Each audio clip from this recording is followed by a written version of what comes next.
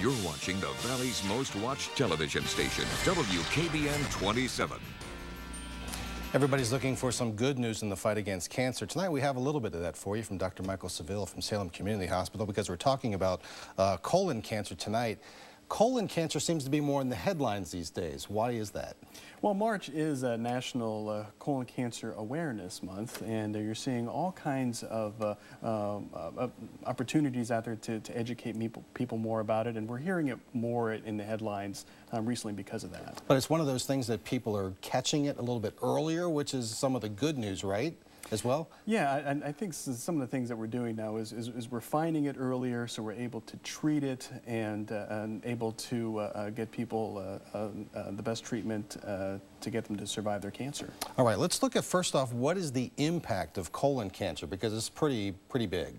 Yeah, the impact is it's the second most leading cause of cancer killer in the U.S. About 150,000 were diagnosed in 2009, and almost 50,000 deaths in 2009 as well. Mm-hmm.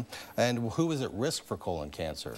The people that we look for are age 50 and older, and it's men and women, smokers, people with a sedentary lifestyle or have obesity, and also a family history of colon cancer. That's something that we're really asking patients these days. Before we move on real quick, you talk about men and women over 50. Katie Couric had a colonoscopy on camera live. People could see it. Mm-hmm. Harry Smith did it this week. So there is awareness out there, right?